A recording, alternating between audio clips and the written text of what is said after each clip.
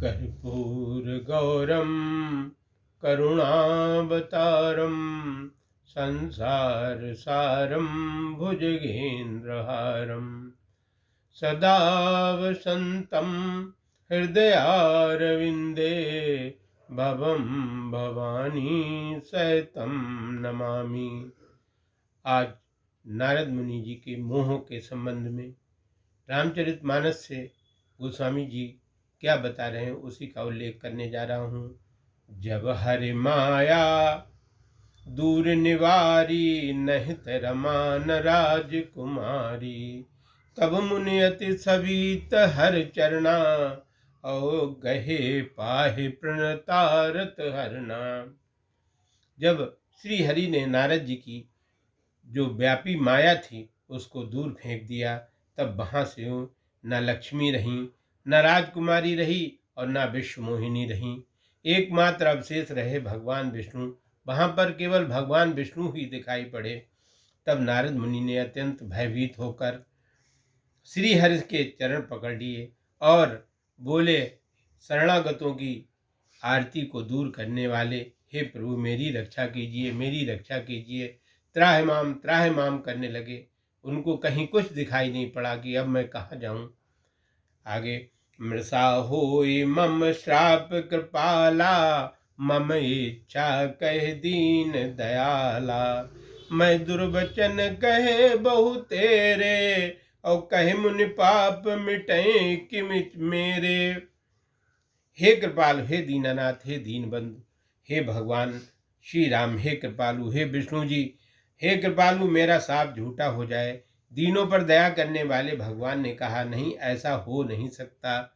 आपके साप का पालन करना मेरी इच्छा है, अथवा आपने मेरी इच्छा से ही मुझे श्राप दिया है।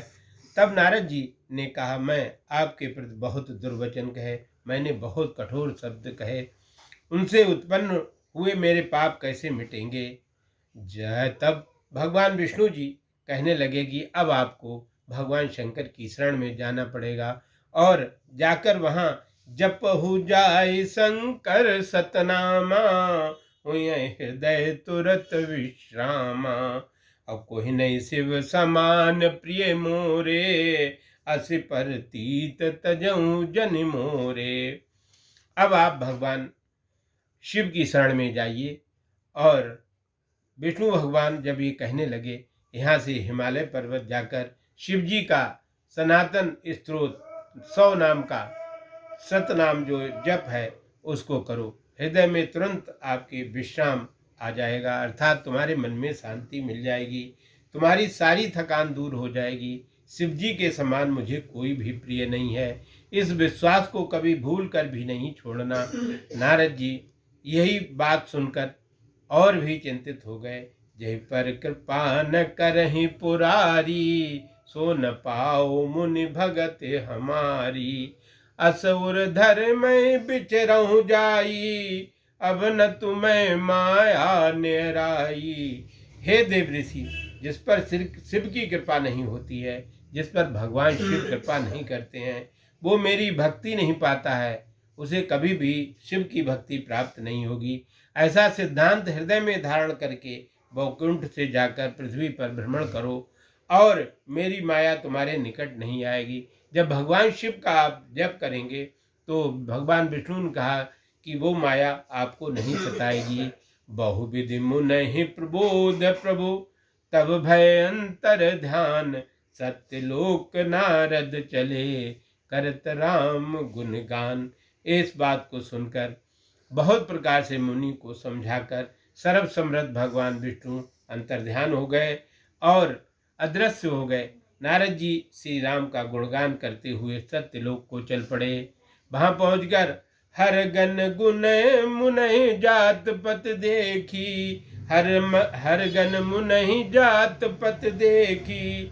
विगत मोह मन हरस विशेषी, अति सबित नारद पै आए। और गह पद आरत बचन सुनाए। रुद्रगणों ने नारद जी को सत्यलोक के मार्ग पे जाते हुए देखा।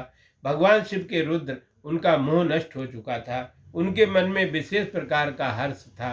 उल्लास था, हृदय इतना प्रफुल्लित था। रुद्रगण अत्यंत भयभीत होकर नारद जी के पास आए और कहने लगे, मैं आपके चरणों को पकड़कर उन्हें आर्त अर्थात व्याकुलता से वचन सुनाए। हर गन हम पर न विप्र मुनिराया, बड़े अपराध कीन फल पाया। श्राप अनुग्रह करऊं कृपाला, बोरे नारद दीन दयाला। भगवान शिव के रुद्र गणों से मुनिराज नारद कहने लगे कि हम दोनों रुद्र देव के गण हैं, ब्राह्मण नहीं हैं। हमसे बहुत बड़ा अपराध किया है, उसका फल आपसे पा लिया। अब हमारा शाप अनुग्रह कर दीजिए। मुझे जो भगवान विष्णु ने श्राप दिया है उससे मुक्त कर दीजिए, अर्थात शाप के प्रभाव को कम कीजिए और शाप की मुक्ति का उपाय भी बताइए। तब दीनों पर दया करने वाले नारद जी से बोले, निश्चर जाओ हो तुम दो, वैभव विपुल तेज बल हो। भुजबल बेसुज तब तुम जइया, धरिय विष्णु मनुज तनु तैया। रुद्रगण तुम दोनों जाकर अब राक्षस हो जाओ। तुम्हारे पास बहुत बड़ा धन और विशाल तेज तथा बल भी हो। जब तुम दोनों रावण कुंभकर्ण अपनी भुजाओं के बल से संपूर्ण संसार को जीत लोगे, तब भगवान विष्णु अर्थात सर्वव्यापक परमात्मा मनुष्य शरीर धारण करेंगे। समर मरण हर हाथ तुम्हारा, हुई है मुक्त न पुण्य संसारा।